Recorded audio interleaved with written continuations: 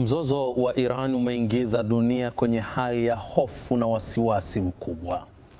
Mataifa yote ulimwenguni kwa sasa yamesalia na maswali mengi ambayo bado majibu yake hayajapatikana. Haya yote ni matokeo ya ubabe ambao unaendelea kufanywa na Marekani chini ya Rais Donald Trump na mshirika wake wa karibu Israel. Walivamia Iran, wakashusha makombora ambayo pia mwisho wa siku yakasababisha vifo vya viongozi wa taifa hilo, akiwemo kiongozi wa juu wa taifa hilo Ayatollah Ali Khamenei.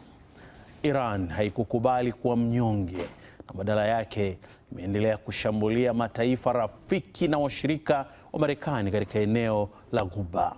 Na sasa inaelezwa kwamba wamekwenda mbali na kugusa hadi yale maeneo ambayo base za Marekani zimewekwa. Yanayofanyika mwisho wake yataleta tafsiri gani kwenye ulimwengu? Je, Donald Trump ameshindikana? Ubabe anaoufanya mwisho wake ni nini? Lakini mataifa ambayo yamekuwa yakiangaliwa kwa jicho la upinzani dhidi ya Marekani, Urusi, China na Korea Kaskazini, nafasi yao ni ipi katika kutatua mizozo hii? Huo ndio mjadala wetu kwenye Uchanganuzi kwa siku ya leo. Naitwa Nordin Selemani. Yangu matumaini Jumatatu yako imeanza salama salmin. Studio tumemwalika Deus Kibamba, mchambuzi wa masuala ya siasa lakini pia diplomasia. Karibu sana. Nakushukuru sana. Kwema? Kwema kabisa. Mambo yanakwenda? Tunafuatilia mambo yanavyoenda dunia. Ukitoka huku unaenda huku. Naam. Kwa haya tunayoyaona, tunaweza tukasema kwamba Donald Trump hazuiliki na anafanya kila anachokitaka bila ya kumwogopa yoyote. Donald Trump hatakiwi kutazamwa kama mtu. Donald Trump si mtu. Donald Trump ni mfumo. Ni mfumo. Katika awamu ya kwanza Donald Trump alikuwa anatenda mambo kwa woga kidogo, lakini katika awamu hii alipokuwa akiomba kurejea Ikulu, kulikuwa na wahafidhina wahafidhina ambao walimuunga mkono kwa ahadi zake, na ahadi yake kuu ilikuwa ni kurejesha heshima ya Marekani. Sasa alimaanisha nini? Nadhani haya ndiyo tunayaona. Donald Trump hajawahi kuwa tofauti na hivi alivyo, lakini nataka kurudia katika ile awamu ya mwanzo alipotumikia Ikulu akatoka, alikuwa ni kama anatamani nikirejeshwa hakuna rangi watu wataacha kuona, na hii ndio maana yake. Na ingawa Donald Trump si tofauti sana na marais wengine wa Marekani, kwa kuwa Marekani ina msingi mmoja mkubwa. Marekani tofauti na nchi zetu hizi, Marekani, maslahi ya Marekani kwanza. Kwa hiyo kila mtu atahakikisha kwamba chochote anachokifanya, na ningependa hata watu wamtazame Donald Trump, kwamba Donald Trump hakuna pesa yoyote anayoingiza mfukoni mwake. Kwa sababu vita hii si vita ya kupiga eti watu ambao hawafuati demokrasia duniani. Hakuna vita ya namna hiyo. Yani vita Marekani ikae inapiga watu waliochaguliwa au kusimikwa na mifumo ya nchi husika katika dunia hii ambayo inafuata msingi mkuu wa mahusiano kati ya nchi na nchi, ni msingi wa uhuru kamili kwa kila nchi. Kila nchi ina uhuru na maamuzi, uhuru wa kimaamuzi kamili kuamua mambo yake. Hasa katika dunia kama hii, kwamba Marekani inaweza ikakaa kule DC au New York au katika jimbo lolote walipo, eti ikakaa ikitetea wa Iran, hilo mtu asijidanganye. Na kwa sababu hiyo basi nadhani kwamba Donald Trump ameamua kutumikia masilahi ya wahafidhina wa Kimarekani, wa Marekani wa msimamo mkali. Unajua kila nchi bwana ina watu wenye msimamo mkali. Wa Marekani wa msimamo mkali kwa sasa ni kwamba Marekani lazima irejee kuwa Marekani. Kwa kizungu, Donald Trump mwenyewe kampeni yake yote ilikuwa inasema Making America Great Again. Sasa great again kwanza kiuchumi. kwa sababu Uchina ilikuwa ina bip tayari. Ingekuwa ni taa za barabarani, ulikuwa unaona taa za njano zinawaka, zinataka nyekundu zimwakie Marekani asipite. Maana yake dunia hii, Marekani hakuwa wa kwanza hivi leo. Unajua waliozaliwa miaka ya karibuni wanadhani Marekani ndio tunamuita super power wa kwanza. Marekani alikuwa ni kanchi ka kawaida sana. Marekani unayoiona ile imejengwa na Waingereza. Marekani ile imejengwa actually na Mayahudi, Yahudi Mwisraeli. Ukiuliza kati ya Wamarekani hivi leo na Wayahudi, maanake watu wengine pia wanaidogosha Israeli, kati ya Waisraeli hasa ni waite Wayahudi na Wamarekani, nani mkubwa kwa mwenzake? Ni kosa kufikiri kwamba Marekani amembeba Myahudi kama mwanaye, kwa sababu watu wengi wanafikiri hivyo. Myahudi kaijenga Marekani kwa damu yake na kwa ahadi, na hivi leo tunavyozungumza katika idara nyeti karibu zote ndani ya Marekani. Mimi nimekuwepo Marekani, idara nyeti, kwa mfano idara za kiteknolojia, idara za mifumo ya usalama, idara kule Pentagon. Kwa wasiojua Pentagon, kule ndio mambo haya yote yanapikwa kule. Kule ndio mambo yote yanapikwa. Sera za nani atavamiwa kwa vyombo gani? Je, Marekani ina ndege ya kisasa ya kuweza kutua bila kelele na inayoweza kubeba mavifaa haya ya kuweza kushusha yakalenga, tumelenga pale na tutaua? Mambo ya kisera yanapangwa Pentagon. Na nitaka niseme kwamba nafikiri kwamba Donald Trump anatumikia matakwa hayo ya mahafidhina wengine walio wengi actually hawako mbali, ni Mayahudi ambao ndio wameshikilia mifumo ya kibenki. Nakumbuka kuna benki moja actually ilihitaji iweze kutaifishwa baada ya kuwa imebainika kwenye tafiti, wenzetu uzuri wanafanya tafiti, ilibainika kwamba imekuwa ndio ikishughulika na masuala ya kufadhili matukio yote ambayo Marekani amekuwa akiyapanga katika kuvamia nchi fulani na kadha wa kadha. Unaona wenzetu benki, mpaka ziko benki zinazofanya kazi hiyo. Kwa hiyo nitaka kukuambia kwamba nafikiri Donald Trump katika awamu hii atatunyosha sana. Hapo Kibamba, dunia inaogopa nini kumkemea na hata kumtenga Donald Trump ambaye anaonekana amekuja tofauti na hasikii la kuambiwa? Sasa swali hapo, nani atamfunga paka kengele? Nani atamfunga paka kengele? Kwa sababu gani? Kwa sababu jambo kubwa kabisa ambalo kila siku ninalifundisha darasani, hili ni darasa la kwako hili, uchanganuzi, lakini lipo darasa ndani ya darasa. Najaribu kueleza, na tamani mfumo tuliokubaliana San Francisco 1945 ungekuwa unatekelezwa. Sasa naona hautekelezwi. Mfumo wa sheria za kimataifa unataka kwamba baada ya vita kuu ya pili ya dunia, Umoja wa Mataifa ulipoanzishwa ulileta vitu vitatu. Cha kwanza ni standards, kanuni, kwamba kuwe na kanuni ambazo zinaweza zikatekelezwa kutetea yule ambaye ni mnyonge hapa duniani asionewe na wababe wa dunia. Sasa hiyo la kwanza tu hapo. Je, kanuni ziko wapi?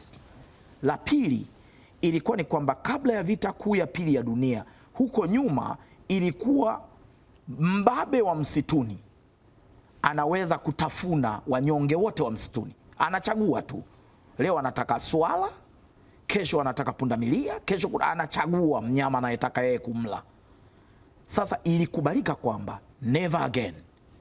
UN Charter, katiba ya Umoja wa Mataifa inasema, mkataba ule unasema kwamba never again, kusitokee tena hali ya maonevu kama iliyokuwepo kabla ya vita kuu ya kwanza ya dunia na hasa vita kuu ya pili ya dunia. La mwisho, la tatu, lilikuwa ni kwamba katika dunia hii kuhakikisha kwamba mfumo wa sheria za kimataifa utende haki, uwe ni mfumo wa kutenda haki, kiasi kwamba kusitokee wananchi wa nchi fulani wakawa na hasira za kuweza kusema hivi, kwa nini sisi tunaonewa?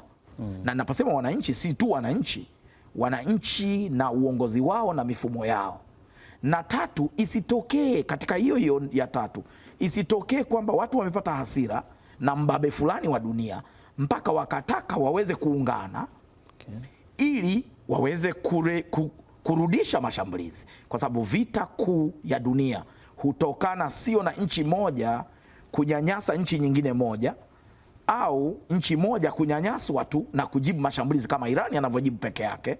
Vita kuu ya dunia hutokea pale ambapo bwana Nurdin unaonewa, na watu wanajiuliza, hivi kwa nini Nurdin anaonewa hivi? Na Nurdin akiendelea kuonewa hivi tukamwacha, nani atafuatia kuonewa?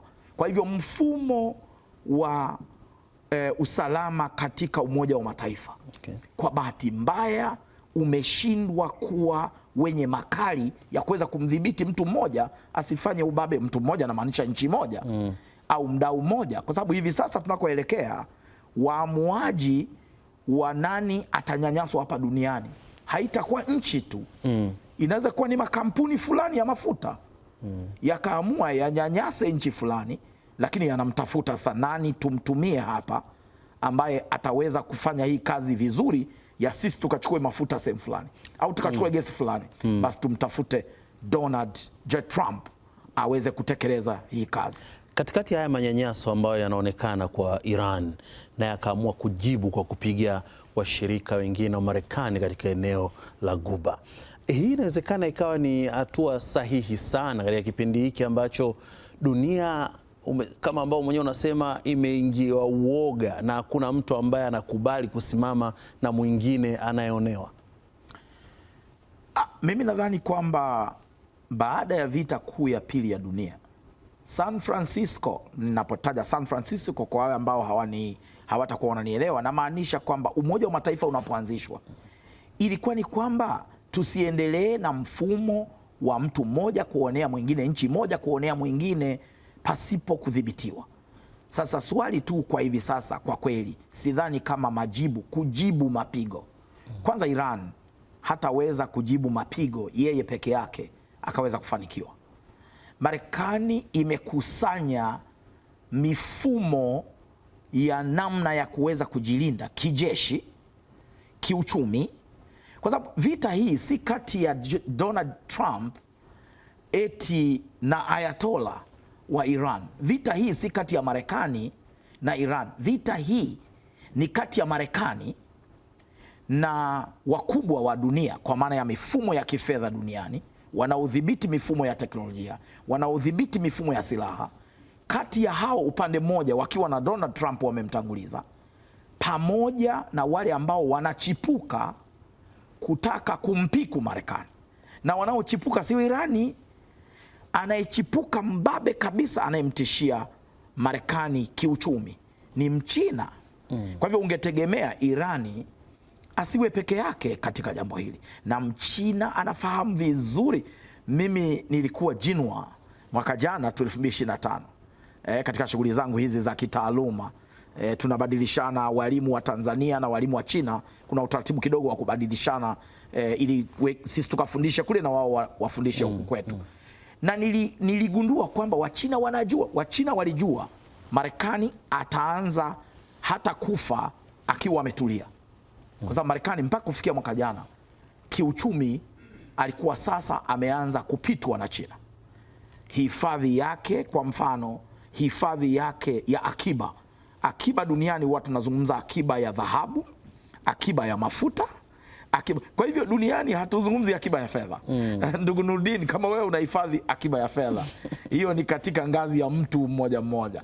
Kwa sababu hiyo basi, kinachonishangaza ni wale wenye veto wababe watano wa dunia: Mfaransa, Mchina, Mrusi, Mwingereza, Marekani tumwache, kwa sababu Marekani sasa ndiye paka mwenyewe. Sasa atafungwa kengele na nani?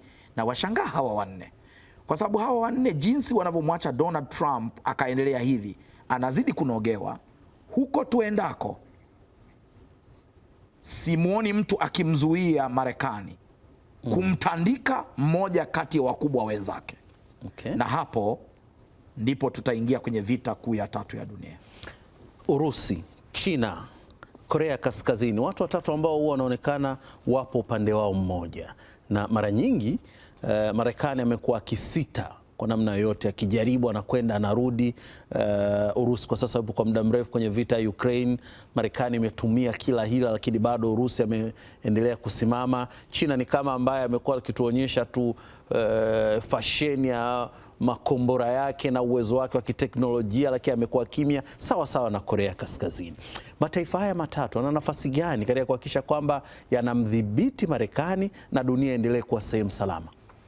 Ningependa nikuambie kwamba mtu ambaye hana veto kwenye Baraza la Usalama la Umoja wa Mataifa ana nafasi ndogo sana, kwa sababu kwa mfano Korea akitaka kufanya kitu atadhibitiwa asubuhi na mapema. Tena hatadhibitiwa na Marekani, atadhibitiwa na wenye veto. Wenye veto hawa, mimi natamani kabla sijaondoka dunia hii nifanye utafiti, nijue hawa wenye veto, kwa nini veto zao zina nidhamu ya kutisha hivi? Kwa nini kwa sababu wewe mwenyewe umesema kwamba Marekani kuna wakati anakuwa ni kama mnyama anayetaka akung'ate hivi, lakini anazunguka hivi pembeni dhidi ya Urusi, kwa sababu tishio kuu la Marekani kiuchumi ni Mchina. Tishio kuu la Marekani kivita ni Mrusi. Marekani ana matishio, na hii ndio bahati nzuri ya Marekani. Marekani hana mtu duniani, nchi inayomtishia kwa vyote. Marekani akimtazama Mchina, anaona Mchina anamtishia kiuchumi, lakini pia kiutamaduni. Kiutamaduni, unajua utamaduni ni kitu kizito.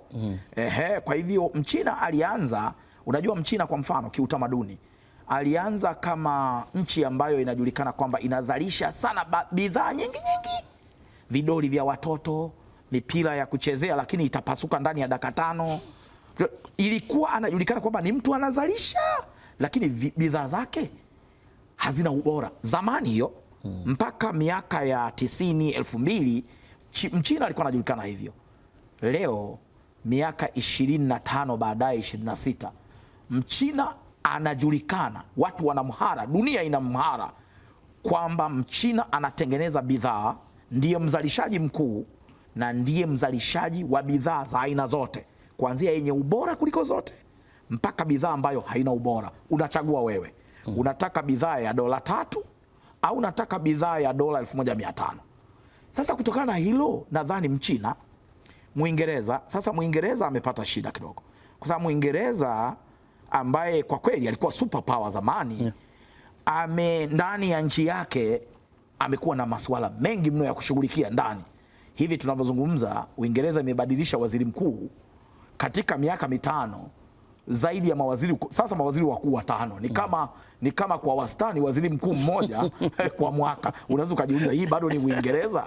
Kwa hivyo kama nyumbani kunakuwa hakuko shwari, basi unakuta mambo ya mahusiano ya kimataifa. Unajua mahusiano ya kimataifa ni extension ya mahusiano yako ya ndani. Sera zako za ndani ndio zinaweza kupaa zikaonyesha mahusiano yako ya kimataifa. Kwa hivyo nitaka kusema kwamba tishio kubwa wala hata kwa Korea, wajumbe wa Baraza la Usalama la Umoja wa Mataifa ambao wana veto, acha sisi tunaokaribishwa kwa mwaka mmoja halafu tunaondoka, anaingia mwingine. Unaweza kufanya nini katika mwaka mmoja? Katika mwaka mmoja huwezi kufanya kitu. Kwa hivyo mimi ukiniuliza, na kabla hujaniuliza nijitetee, ukiniuliza sasa ina maana dunia ielekee wapi? Dunia ifanye mabadiliko makubwa kwenye Umoja wa Mataifa. Umoja wa Mataifa kwa kizungu tunasema umeanza kuwa undermined. Yale tuliyojivunia mwaka 1945 kwamba angalau dunia hii haitakuwa tena na uonevu, haitakuwa tena na unyanyasaji, kwa sababu uonevu ukiendelea, na hapa utamuonea Maduro, utamuonea Ayatola, utamuonea, kuna siku utaonea mahala hapaoneleki. Hilo la kwanza. La pili, Marekani amekuwa na tabia ya kubeba baadhi ya nchi fulani.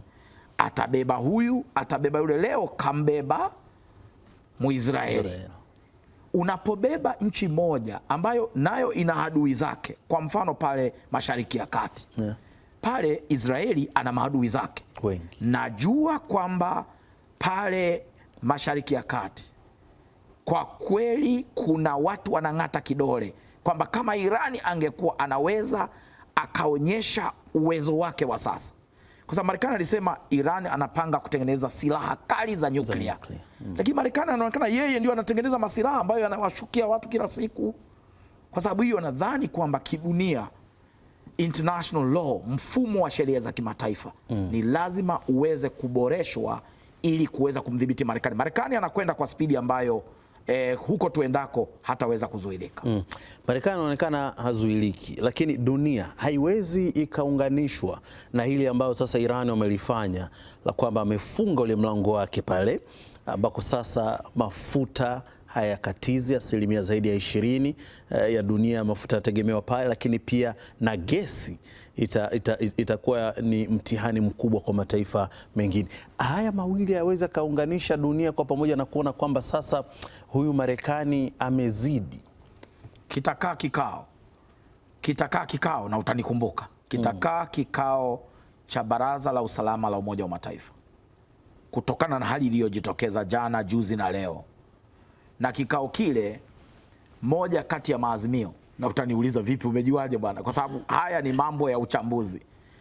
Moja kati ya maazimio itakuwa ni kumrejea Iran kwa kuzungumza naye au kwa kumlazimisha aweze kulegeza kile anachotaka kukibana, alichoanza kukibana.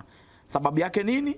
Ni kwamba dunia itatoka jasho la kutisha kutokana na kwamba kutakuwa na uhaba wa mafuta, kutakuwa na uhaba wa gesi.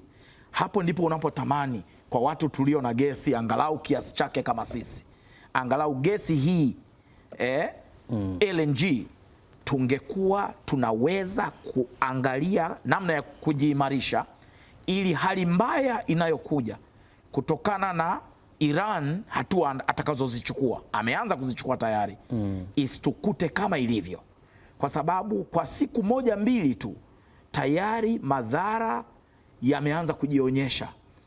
Mimi hapa nayezungumza na wewe, mipango ya kusafiri kwa tiketi ya ndege siku hizi, asilimia zaidi ya 70 ya ndege, usafiri wa ndege wenye uhakika unapitia pale pale Mashariki ya Kati. Ama utapita Doha ama utapita Dubai. Utaratibu wa safari za ndege wote umevurugika. Hivi sasa tunavyozungumza, hatuzungumzi utaratibu umevurugika kwa wiki hii peke yake. Tunazungumza mpaka mwezi wa 8 mashirika ya ndege yameanza kutafuta sisi tulio na tiketi, kujaribu kutujulisha kwamba kama hali haitabadilika ghafla, safari zinaweza zikavurugika. Kwa sababu haitabiriki kwamba hali hii itaendelea kuwa mbaya hivi pale Mashariki ya Kati kutokana na kilichofanyika Iran kutoka leo mpaka lini. Kwa sababu hiyo, ukichukulia hiyo habari ya usafiri tu, sio tu wa abiria, usafiri wa makontena itafika baada ya muda kidogo, utakuta meli zinazoingia na mzigo hapa zitakuwa pungufu hapa bandari ya Dar es Salaam. Na ukishapunguza meli Dar es Salaam, maana yake utashindwa kupeleka mizigo Zambia, mzigo utashindwa kwenda DR Congo, mzigo utashindwa kwenda Rwanda, dunia hii itakuwa mbaya kuliko hivi ilivyokuwa mwanzoni. Kwa hivyo nilikuwa nafikiri kwamba watu wasiliangalia hili swala, maana nimeona kwa mfano watu mtaani wanachukulia Irani, kumbe ni Irani tu. Irani ni kiungo, hawajui madhara yale yatakuja moja kwa moja. In fact yameshaanza kuja kwetu hapa. Bei ya mafuta kupanda, bei ya vyakula kupanda. Mtu atauliza kwani vyakula tunatoa Irani? Hapana. Bei ya mafuta duniani ikipanda tayari huwa kuna anguko la shilingi. Dola na shilingi unakuta anguko, kunakuwa na fluctuation. Kishatokea fluctuation, bei ya chakula lazima ipande. Kwa sekunde 30 tumeshuhudia kwamba viongozi wa Iran wameuawa. Tafsiri yake nini kwenye intelijensia ya Iran katika kuwalinda viongozi wake, hasa kiongozi mkuu wa taifa hilo? Dunia hii imezidiwa sana na Marekani katika masuala ya intelijensia ya kiulinzi. Nicolas Maduro, rais wa nchi yenye ulinzi mzuri, nataka nikuhakikishie, Venezuela haina ulinzi kama unavyofikiri ni ulinzi wa kawaida, lakini kwamba Maduro alijikuta usiku anasikia kama nyayo hivi, kama kuna watu, kumbe watu wameingia mpaka ndani. Hili ni jambo, ni ishara tosha kwamba dunia haiko salama kwenye macho ya Marekani. Marekani anaweza katua mahala popote kwa kweli, Marekani tazama hata akifanya ziara sisi wengine tunaofundisha diplomasia watu wanajiuliza, Marekani akija hapa, nchi zote ukienda, ulinzi ni swala la mwenyeji. Diplomasia, itifaki inataka ulinzi ni swala la nchi mwenyeji, isipokuwa Marekani. Marekani akija hapa, ulinzi ni swala lake. Unaona hiyo anatumia itifaki ya kwake kabisa, itifaki ambayo sio tunayofundisha darasani. Na kwa sababu hiyo nafikiri kwamba Marekani tutahitaji kufanya juhudi, na mimi nasema hii sio swala la juhudi la viongozi wa serikali, vyombo vya habari kama ninyi, sisi watu tunaofanya utafiti wa masuala ya kidiplomasia, tunahitaji, huu ndio muda wa kuitisha mikutano ya kimataifa kuweza kujadili suala la kuweza kudhibiti, kuhakikisha kwamba sheria za kimataifa zitalindwa na zitavunjwa, sasa zitaendelea kuvunjwa. Deus Kibamba, nikushukuru sana. Nakushukuru sana, asante. Ni mchambuzi wa masuala ya siasa na diplomasia Deus Kibamba. Tumekuwa naye tukiangazia mzozo ambao unaendelea kule Iran mara baada ya Marekani na mshirika wake wa karibu Israel kuanzisha mashambulizi na Iran kujibu, lakini tayari Iran wameshapata pigo, ikiwemo kumpoteza kiongozi wao mkuu Ayatollah Ali Khamenei. Kwa nukta hiyo nafikia tamati ya uchanganuzi. Naitwa Nurdin Selemani, kutakia utazamaji mwema wa vipindi vinavyoendelea na usiku mwema.